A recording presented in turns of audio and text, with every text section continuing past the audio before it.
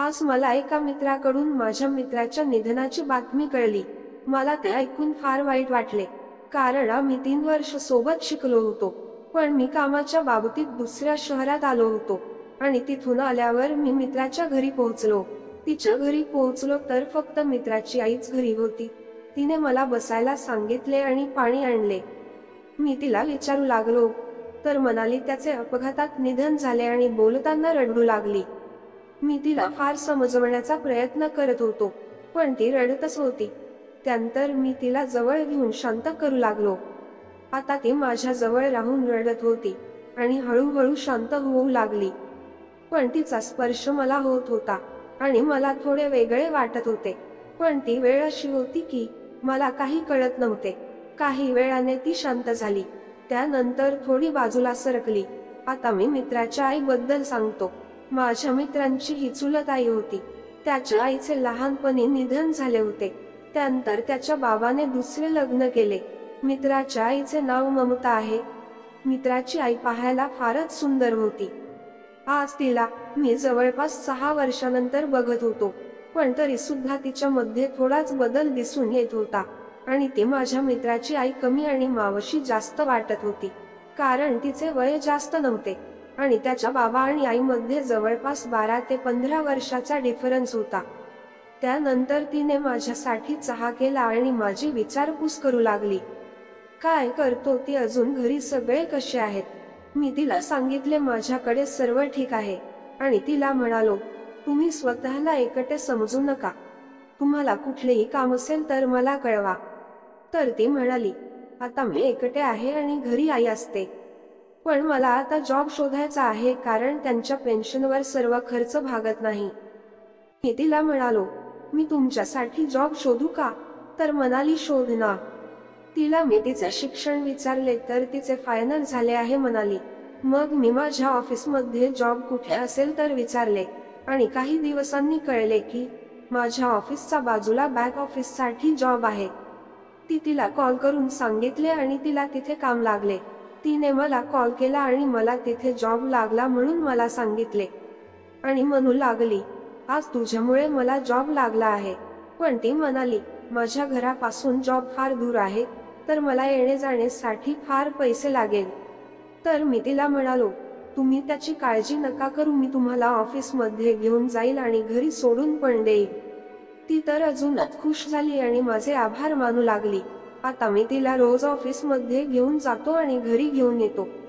ती रोज छान कपडे घालून आणि मेकअप करून ऑफिसला जायची आणि त्यामुळे ती अजूनच सुंदर दिसत होती।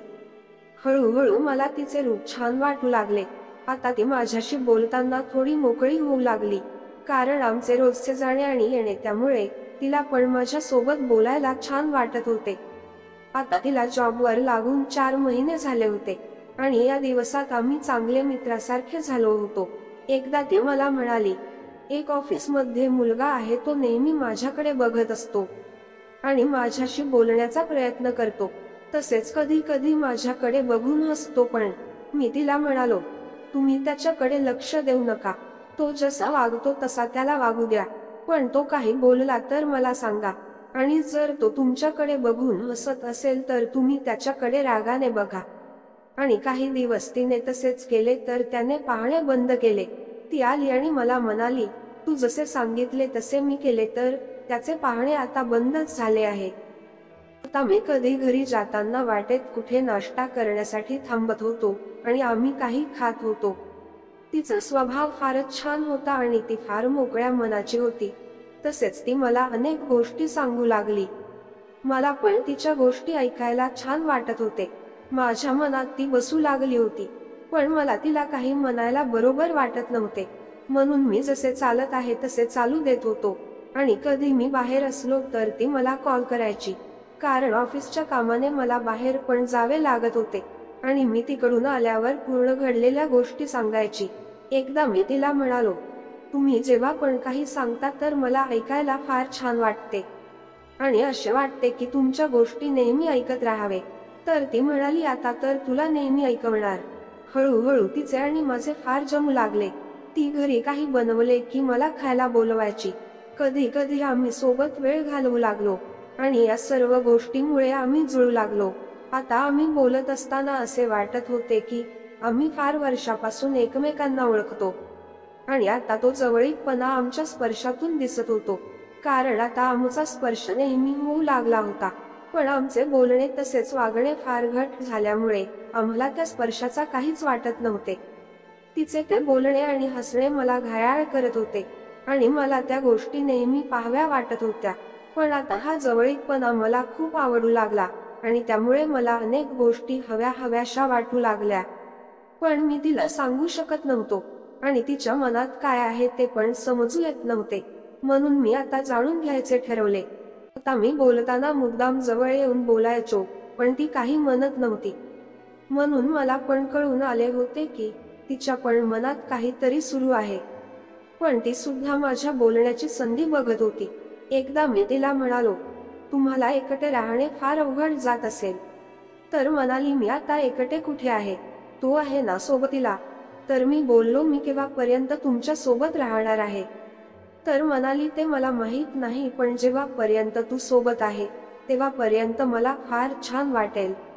कारण माझे आयुष्य फारच वाईट अवस्थेत होते आणि त्यानंतर तू आला, त्यामुळे हळूहळू सर्व चांगले होऊ लागले.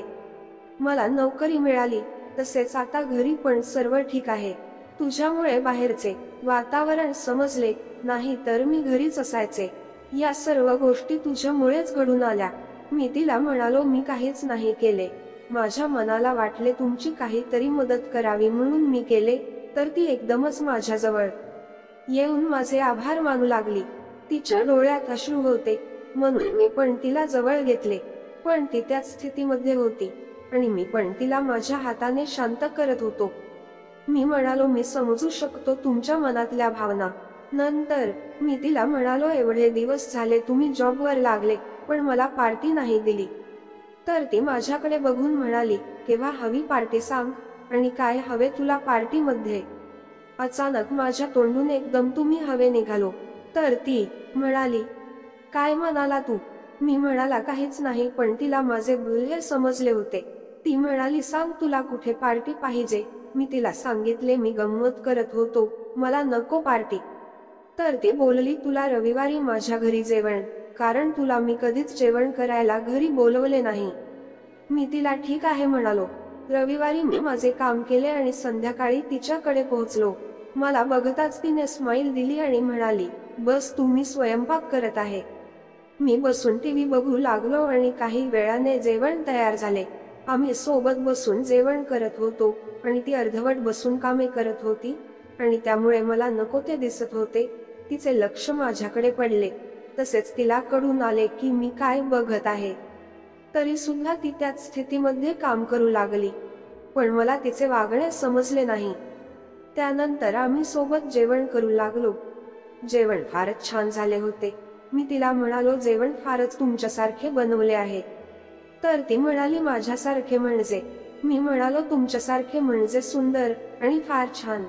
तर ती हसली आणि म्हणू लागली, आजकाल तुला मी सुंदर काय दिसते, तसेच तुझे लक्ष कुठे असते काही कळत नाही मला.